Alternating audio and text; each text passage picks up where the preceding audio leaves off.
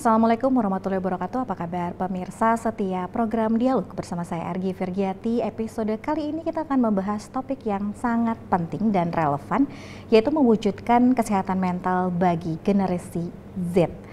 Kesehatan mental adalah aspek yang sangat vital dalam kehidupan, terutama di tengah tekanan dan tantangan yang dihadapi oleh generasi Z saat ini. Generasi Z sering dihadapkan pada tekanan yang belum pernah terjadi sebelumnya, dari perubahan teknologi yang sangat cepat hingga tantangan finansial, tekanan sosial, dan masih banyak lagi. Dan untuk menjawab permasalahannya telah hadir narasumber kita, yaitu psikolog klinis Tabalong. Apa kabar Ibu Christina Purwaningsih? Purwaningtyas. Ibu Kristiana. Ibu Kristiana, Mbak Nana lah ya. Iya.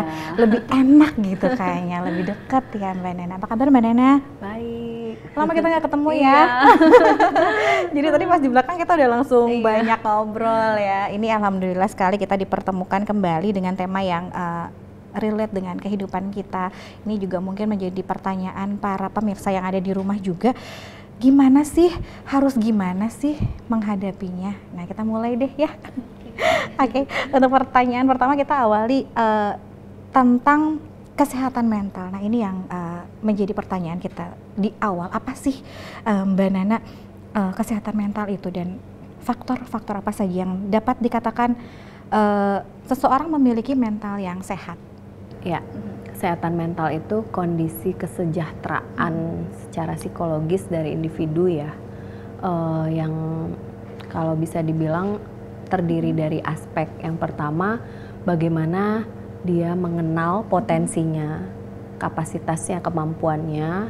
Yang kedua, bagaimana dia kalau dapat stres, dia bisa mengelolanya dengan baik. Kemudian bagaimana dia bisa produktif dalam kehidupannya. Kemudian bagaimana juga dia bisa berkontribusi kepada lingkungan juga masyarakat, seperti itu. Jadi sehat mental bukan cuman kalau kita kelihatan murung, sakit gitu ya, itu kelihatan kayak sedih, itu berarti nggak sehat mental, nggak juga. Tapi ketika kita nggak tahu nih potensi kita, nggak tahu kapasitas kita, itu juga kurang sehat mental seperti sebenarnya ya. Tapi tanpa disadari juga mungkin kita merasa, oh ini tiba-tiba dijudge sama orang gitu kan, wah ini mentalnya nggak sehat nih gitu kan. Berarti memang jadi banyak faktornya. Gitu. Oke, Mbak Nana, jelas sangat penting untuk kita semua menjaga kesehatan mental, karena bagi sebagian orang ini seperti abai gitu ya, atau cuek mungkin ya bisa dibilang ya dengan kesehatan mentalnya sendiri. Dan ini bukan sesuatu hal yang memang bisa dilihat secara langsung, apalagi oleh orang-orang awam nih. Gimana nih Mbak? Ya, jadi memang kalau bisa kita lihat ya, kalau kita sakit kayak batuk, pilek kan kelihatan ya melernya gitu ya. Kalau sakit mental nggak kelihatan sama sekali. Jadi memang itu yang membuat orang-orang kurang bisa menyadari, oh ini saya lagi terganggu nih, gitu. Pertama itu jadi nggak kasat mata gitu.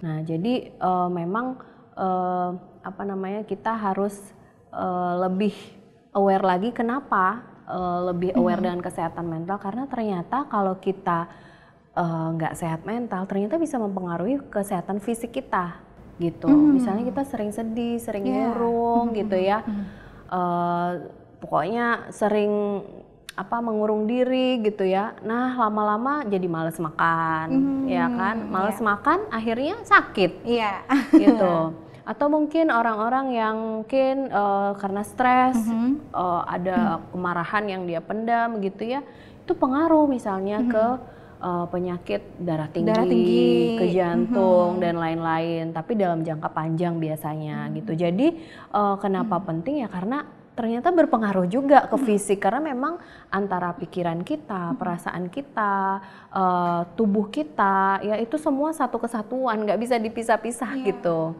Dan memang ketika kita memahami kesehatan mental kita, ini lagi-lagi ini investasi jangka panjang ya. Jadi kalau kita memaintain atau menjaga dari sekarang bagaimana mengelola ya dengan baik, itu sebenarnya investasi jangka panjang gitu. Sama kayak kalau kita kan punya nih investasi asuransi kesehatan gitu betul. ya. Nah, sama juga gitu. Jadi kita juga harus punya asuransi secara kesehatan mental juga gitu. Artinya kita perlu punya cara-cara ya untuk menjaga bagaimana kesehatan mental kita bisa jangka panjangnya bagus nih.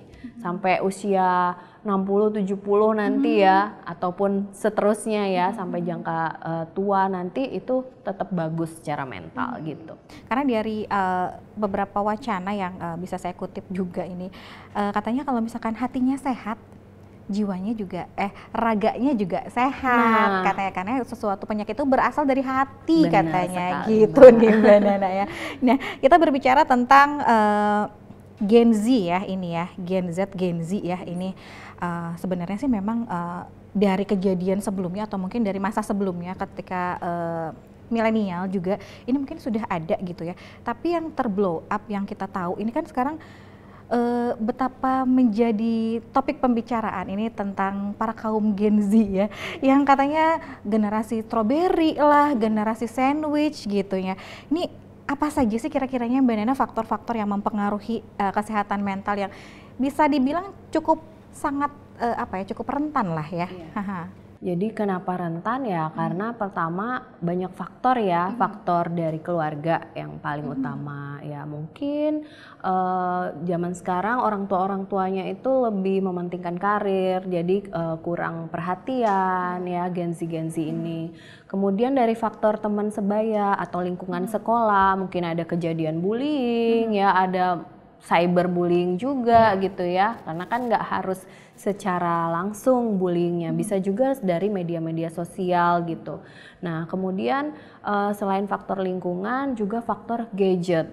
Nah memang Gen Z ini kan karakteristiknya dari Gen Z ini lahir sudah sangat terpapar dengan media elektronik, gadget gitu ya. Jadi semuanya tuh serba instan, semuanya tuh serba harus cantik bagus atau harus di posting gitu ya. Jadi memang sudah seperti itu sejak kecil gitu. Jadi oleh karena itu Gen Z ini pun jadi terbentuk jadi mental-mental yang ingin segala sesuatu tuh cepat gitu. Kayak pesen apa-apa kan semua online kan cepat, semua serba instan, pengennya cepet, nggak ada proses panjangnya, nggak kayak kita dulu ya, pengen sesuatu tuh kayaknya harus usaha dulu gitu. Nah sekarang anak Gen Z bisa bisnis online sebentar langsung menghasilkan gitu. Betul. Jadi faktor itu, faktor gadget juga, kemudian yang berikutnya juga faktor kondisi COVID ya, kondisi COVID kemarin yang melanda seluruh negara ya dari 2020 ya sampai sekitar 2 tahunan gitu ya, itu juga mempengaruhi karena Gen Z juga mengalami pengaruh itu gitu. Nah kemudian juga pengaruh dari kemampuan mereka mencari tentang pengetahuan tentang kesehatan mental, mencari bantuan tentang kesehatan mental itu pengaruh. Jadi banyak faktor sih yang mempengaruhi ya, faktor keluarga, lingkungan, sekolah, lingkungan tempat dia nongkrong misalnya ya, kemudian faktor gadget tadi, faktor kemampuan mencari bantuan tadi ya, dan faktor juga kondisi COVID kemarin ya. Jadi banyak faktor. Jadi memang bisa dikatakan bahwa si generasi Z ini sangat dimanjakan lah ya, bisa dibilangnya dengan keadaan. Benar, ya. Semuanya serba instan. Serba instan, apalagi sekarang nih ini digitalisasi ini luar biasa sekali ya, digencarkan oleh pemerintah. Tapi ini mungkin salah satu dampak negatif mungkin ya dari digitalisasi ya Mbak Nana ya. Nah Mbak Nana, kalau misalkan kita berbicara tentang Gen Z ini ya, ini apakah generasi Z ini memang rentan terganggu kesehatan mentalnya nggak dibandingkan dengan generasi zaman-zaman dulu lah, generasi milenial mungkin? Iya. Jadi kalau dari berdasarkan penelitian-penelitian memang iya ya. Jadi saya kutip dari hasil survei kesehatan mental yang dilakukan oleh INA MHS, yaitu Indonesia National Adolescent Mental Health Survey, yaitu ditemukan bahwa angka kejadian gangguan mental pada remaja usia 10 sampai 17 tahun di Indonesia menunjukkan bahwa 1 dari 3 remaja di Indonesia memiliki masalah kesehatan mental. Wow. 1 dari 3 punya masalah kesehatan mental, dan 1 dari 20 remaja di Indonesia memiliki gangguan mental dalam waktu 12 bulan terakhir gitu. Ini bikin merinding ya sebenarnya ya. Jadi memang wow banget ya. Kalau bisa dibilang ya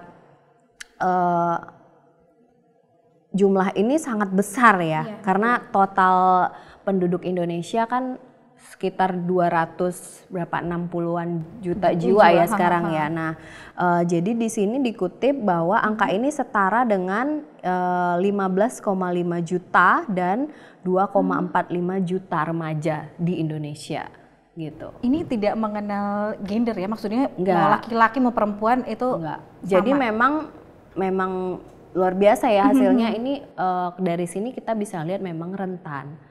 Tapi kita nggak bisa bilang juga apakah generasi-generasi sebelumnya tidak rentan, karena memang mungkin penelitian masih terbatas. Kemudian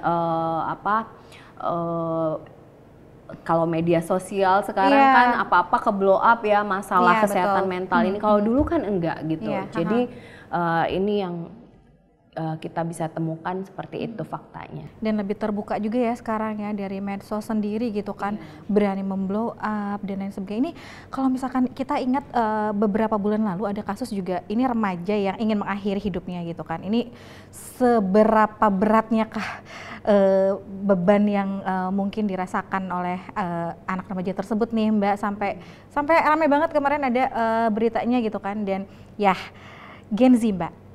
Haha. Ya kita nggak tahu ya seberapa beratnya karena kita belum menggali Betul. Yang jelas ketika remaja sampai nekat seperti itu pastinya dia mengalami masalah mental gitu. Nah kalau misalnya kita bisa gali kemudian barulah kita bisa mendiagnosa apakah memang sudah ke ranah gangguan mental. Seperti itu. Oke, kita akan lanjutkan lagi perbincangan kita. Di segmen kedua kita akan membahas tentang tanda-tanda atau gejala gangguan mental. Nah, seperti apakah gejala gangguan mental tersebut? Jangan kemana-mana, tetap di Dialog.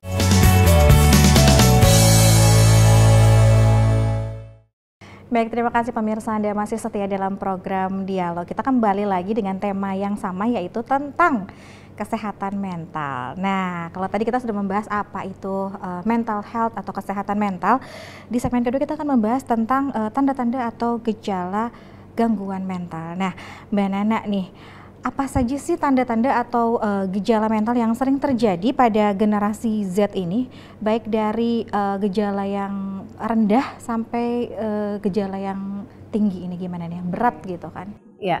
Jadi ini saya ambil dari yang survei tadi juga ya, bahwa gangguan mental yang paling banyak diderita oleh remaja yang diteliti tersebut, yang pertama adalah gangguan cemas, kemudian gangguan depresi. Jadi cemas itu sekitar 3,7%, jadi memang kecemasannya tinggi.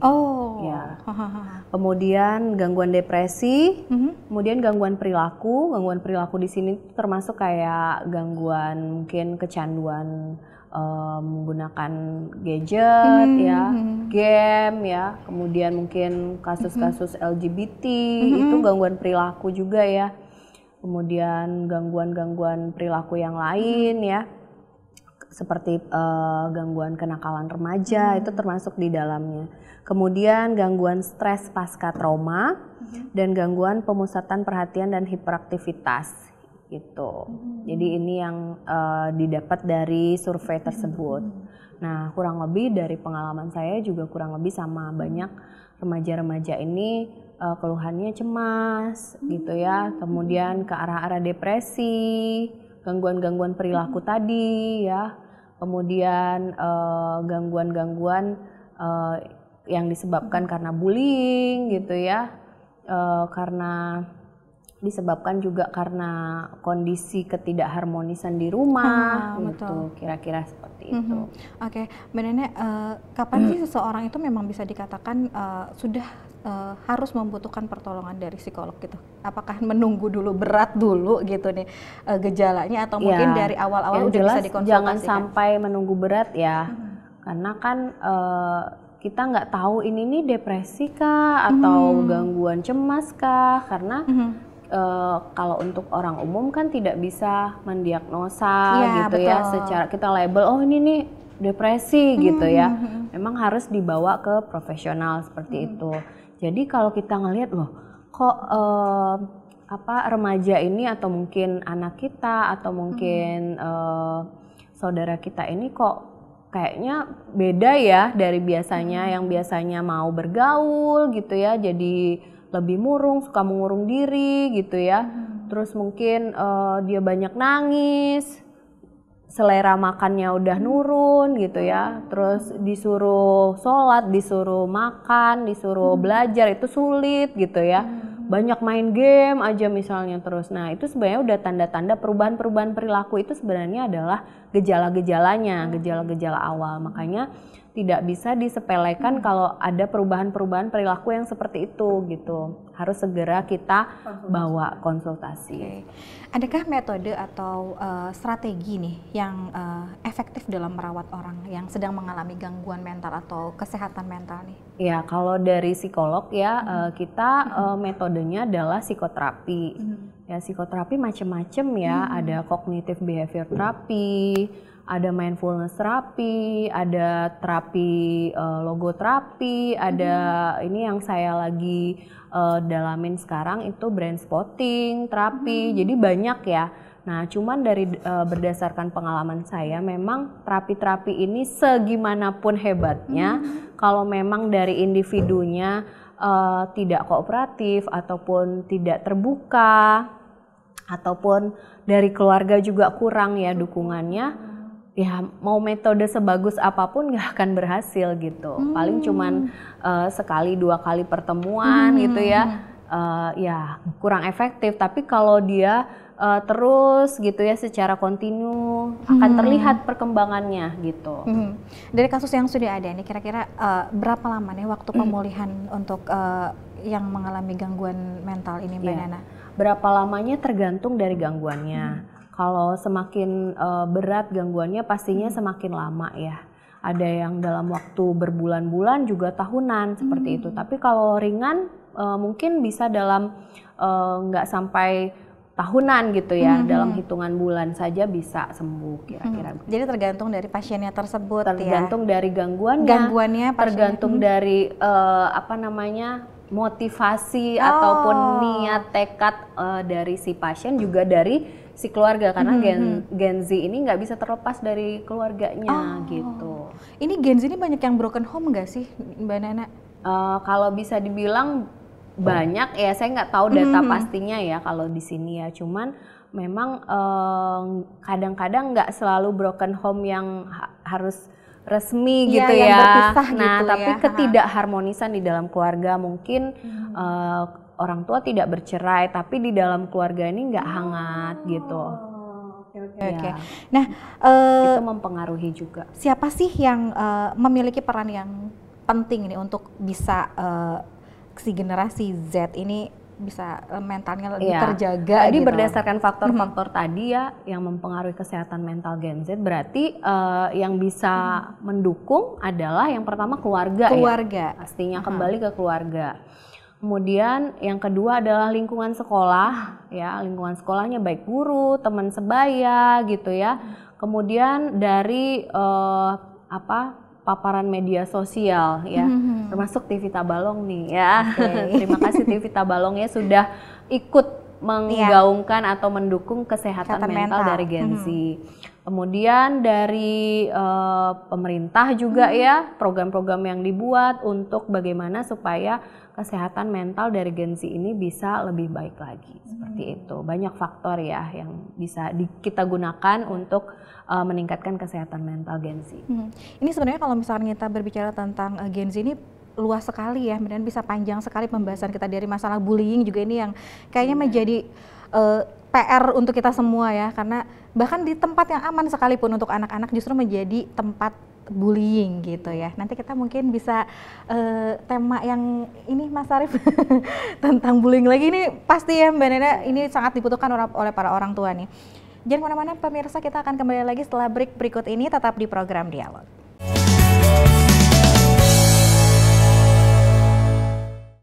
Baik, terima kasih pemirsa, Anda masih setia dalam program Dialog. Kita akan melanjutkan perbincangan kita dengan Mbak Nana nih. Mbak Nana, ini ada salah satu kasus nih ya, kita ambil nih. Ketika seseorang mengalami tekanan mental tertentu nih, katanya jangan dipendam sendiri, istilahnya ini curhat dong, curhat atau bertukar pikiran. Nah, yang ingin saya tanyakan, apakah yang menyebabkan beberapa kasus ini enggan untuk curhat atau menceritakan keluh kesahnya sama orang lain sehingga dia itu memendam sendiri sampai akhirnya menjadi depresi, ini gimana nih Mbak Nana? Iya, yang pertama karena faktor pengetahuan ya dari individu tersebut. Biasanya karena mereka tidak paham bahwa kalau mengalami seperti itu tuh harus kemana gitu. Nah, jadi mungkin belum paham ada psikolog, ada psikiater, itu belum paham gitu loh. Jadi ya pokoknya ngerasa kayaknya sanggup nih ngatasin sendiri gitu ya. Nah, perasaan itu juga ngerasa kayak kalau cerita-cerita nanti lemah gitu, dianggap lemah. Nah, itu juga mempengaruhi. Kemudian support dari keluarga juga. Ada remaja yang udah paham bahwa dia udah gangguan, dia butuh psikolog gitu ya, tapi dari keluarga tidak mendukung, ngapain ke psikolog kayak gitu, malah digituin gitu, bukan disupport. Ada yang begitu.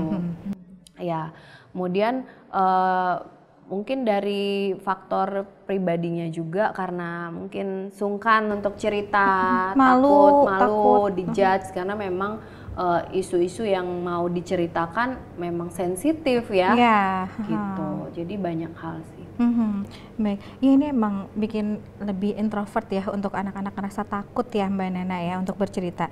Nah, apa sih atau bagaimana sih upaya yang harus dilakukan oleh kita mungkin ya, atau juga mungkin untuk Gen Z-nya sendiri ini untuk bisa menjaga kesehatan mentalnya nih Mbak Nana?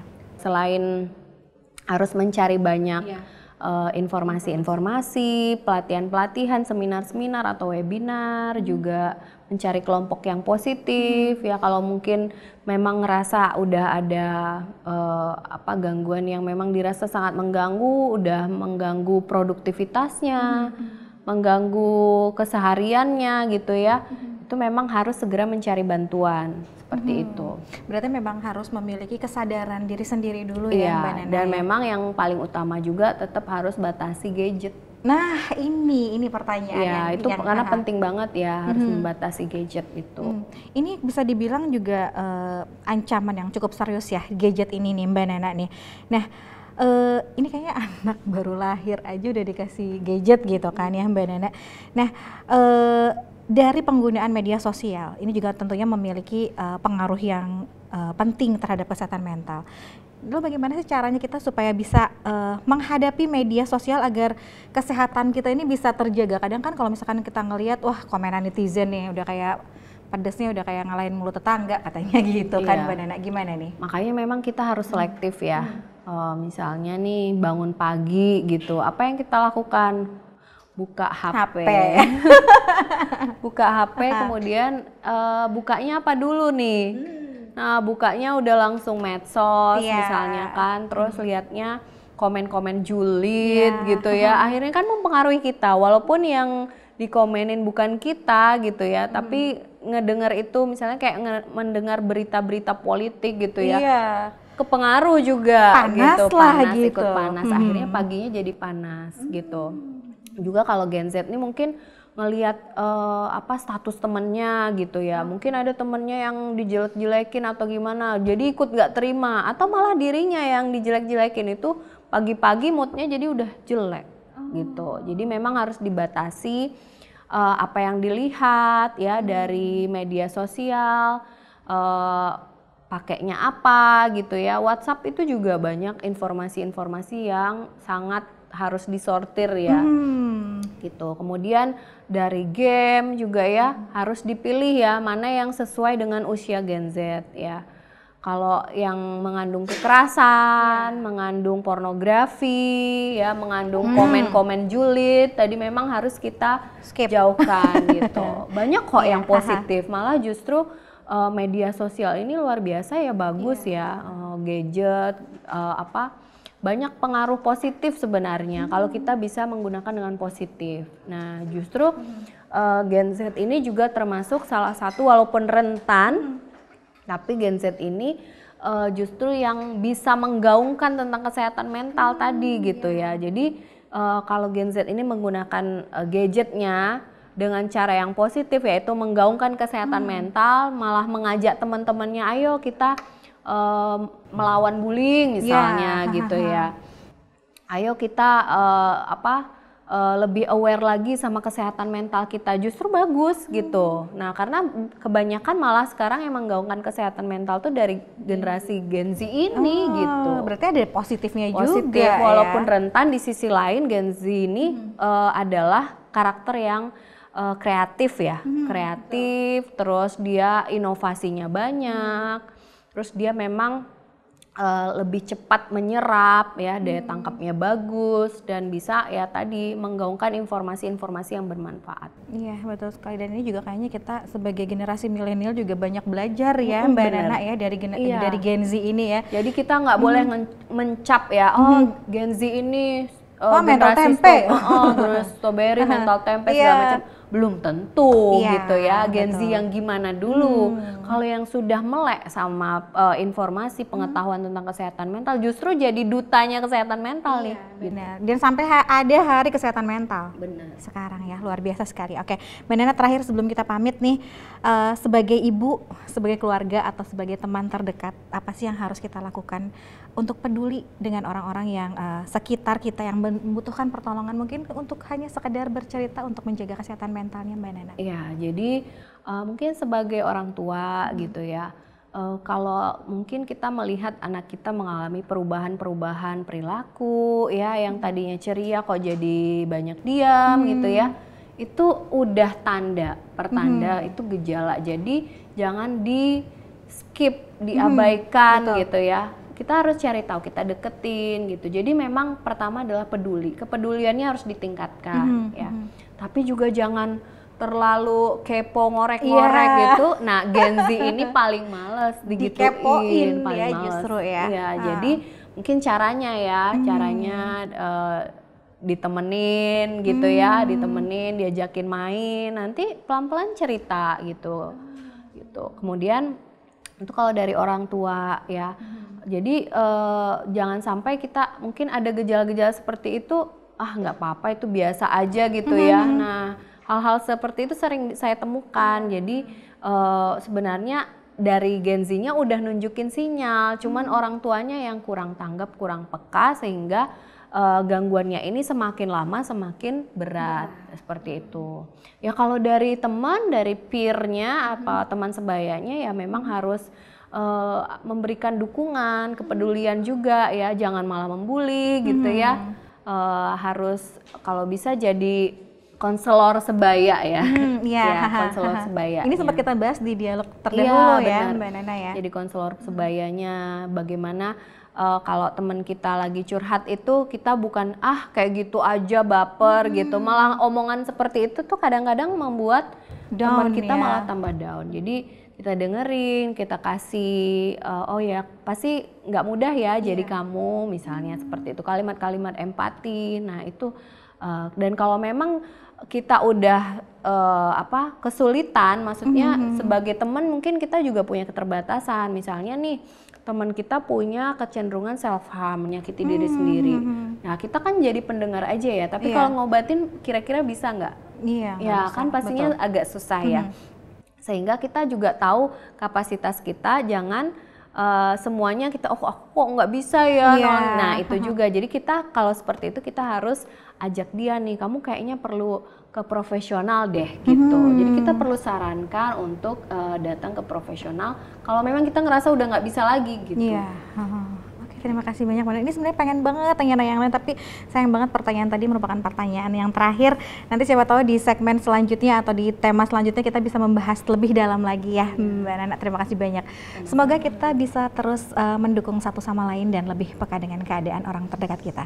Marilah kita tetap menghargai waktu untuk bisa menjaga diri sendiri, berbicara satu sama lain, mencari bantuan ketika diperlukan, dan berkomitmen untuk peduli dengan kesehatan mental kita sendiri. Terima kasih kepada Ibu Kristiana yang telah meluangkan waktunya di program Dialog. Saya Argi Firgiati pamit undur diri, sampai berjumpa di episode selanjutnya. Wassalamualaikum warahmatullahi wabarakatuh. Terima kasih Mbak Egi. Terima kasih Mbak Nana.